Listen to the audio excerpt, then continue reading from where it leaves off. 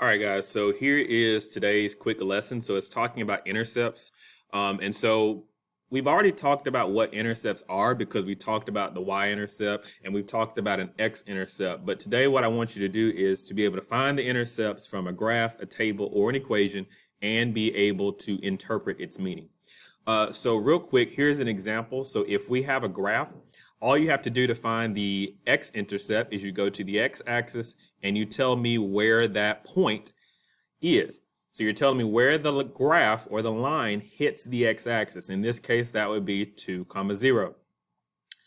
On the other hand, when we're talking about the y-intercept, you go to the y-axis and you want to tell me where that line hits the y-axis, which in this case is 0, -1. And so when I give you a graph, that's all you have to do is visually identify where the x and y intercepts are. Same thing if you're given a table. So when you're given a table, all you have to do is figure out, now notice this part, for the x-intercept, we're paying attention to where the y is equal to 0. And for the y-intercept, we're paying attention to where x is equal to 0. So you may want to write that down and keep that piece of information near. So if you look at this table here, notice when we have the 0 for x, that shows us what our y-intercept is, 0, -4. When we have the 0 for the y value, that shows us where our x-intercept is, which is 4, 0. So when you're looking at a table, the x-intercept is where y is equal to 0. The y-intercept is where x is equal to 0. Now look at these three problems. What I want you to quickly do is to see if you can identify the x and y intercepts of each of these graphs. So just on a piece of paper, just jot down what you believe the x and y intercepts to be. I'm going to ask you for an answer real quick, and then you can check your work. All right, so this is what you should have had for the x and y intercept for these three graphs. Notice the x-intercepts here are in red, so that's where we hit the x-axis. So for the first question, this line hits the x-axis here, and that would be 3, 0. On the other hand, we have the y-intercept, which is in green, and so here that is going to be 0, 1. So just do a quick check along all three of these to see if you're on the right track. If not, reach out for some help. Now take a second to look at these three tables and see if you can identify the x and y intercept from these tables. All right, so when you're looking at the table, here's what you should have been paying attention to. For number 5, you're paying attention to the fact that the x and y are 0 there. So that means that your x-intercept is 0, 0, y-intercept is also 0, 0. For the next one, notice here in this case, for the x-intercept, we have that point there, okay, because the y is 0 here, and it's at 3. So the x-intercept is 3, 0. And then as we move forward, you can see that for this one, we have our y-intercept at 0, 30. And so for the last one, x-intercept is 2, 0, y-intercept is 0, 2. All right, now for this next part, this is the part that may be the tricky part, but I'm going to show you a way to make this easy. So also you need to be able to find the x and y intercept when you're dealing with an equation. So for the x-intercept, it is going to be found by making the y equal to 0. So for example, if you look at this first example here, and actually I want you to focus here first. So if we're looking to find the x-intercept, we're going to make the y value 0. So in this equation, we have y equals 2x plus 6. So notice right here, the y becomes 0. And then we solve that equation. So when you solve that equation out by subtracting 6 on both sides and then dividing by 2, you are left with the x-intercept is equal to -3 or -3, 0. So when you want to find the x-intercept, you're going to plug in 0 for the y value, and then you're going to solve. When you want to find the y-intercept, you're going to plug in 0 for the x. Okay, so for example, if you look here, it says find the y-intercept. Okay, we're plugging in 0 for the x. and then we solve it out. Okay. Now, I do want to point something out here. If your equation is already written in slope-intercept form, notice I already know that the y-intercept is going to be 6 because that's how we read slope-intercept. Okay. Now, if solving the equation is not something that you're interested in, you can actually also graph each of the equations in Desmos, and then from there, you're going to try to identify where it hits the x-axis and also where it hits the y-axis.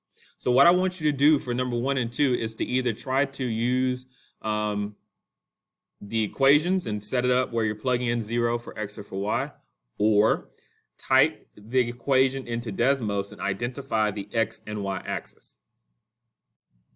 So when you go ahead and either graph these equations or you put them or you solve the equations, you're going to find that for the x-intercept, for the first one, you should have ended up with 2, 0. Okay. And then also when you work with the y-intercept, you should have gotten 0, -10. Over here, the x-intercept, which means you plug in 0 for your y value, you should end up with the x-intercept being 3, 0. And then you're going to have the y-intercept is going to be negative 10.5, 0.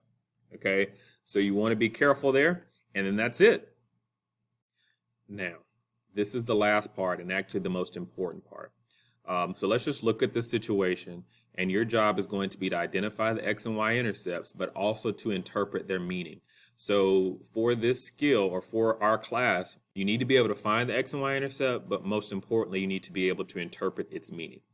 So if you look at the situation, Billy Bob has an ancient bathtub that drains slower than the Dickens. He filled up his bathtub and then let the water drain out to see how long it would take to drain. The graph below represents the number of gallons of water remaining in the tub and the time in minutes. So notice in this case, we have minutes as our x axis. Okay, that's important to pay attention to. So the minutes is going to represent our x. And then also we have the gallons of water represents your y. Okay. So now as you look at the graph, you should be able to identify the x and the y intercept. So remember the x-intercept is where it hits the x-axis, which is right here at 15, 0. So now we have that our x-intercept is at 15, 0. And then we're going to determine what that means. So that just literally tells us that at 15 minutes, we have 0 gallons of water in the tub. We also can do the same thing as we look at our y value. So notice for our y value, which is all the way up here, so that would be 0, 20. Okay, so for 0, 20, that's our y value. And then that just simply tells us, well, when the minutes are 0, so when the time is not started yet, so in the beginning, we have a total of 20 gallons of water in the tub. So that means the tub started with 20 gallons of water in it.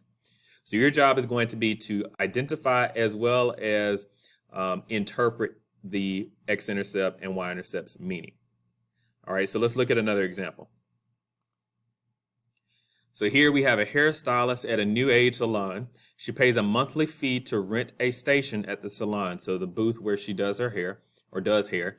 The graph below represents the profit she makes each month based on the number of haircuts she performs.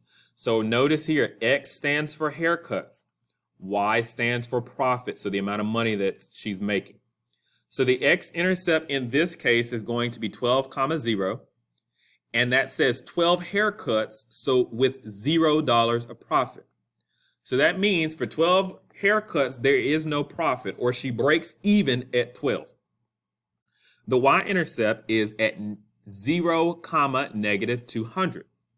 So that means for 0 haircuts, she's in debt or in the hole $200, which probably is the amount that it costs to work at that salon to rent a booth. So we got to be able to identify and interpret X and Y. Let's look at one more. So here we have an equation. So remember, with an equation, you can use the setup where you're plugging in 0 for your X or for your Y, or you can type this into Desmos to determine the X and Y intercept. So do one of those right now. When you do that, you should find that the x-intercept is going to be at 10, 0. Okay. And what that means is after 10 years, so 10 stands for our x here, excuse me, x stands for years, our time, and the value, the amount of money stands for y. So that means after 10 years, the car is going to be worth $0. It's not going to be worth anything. Okay.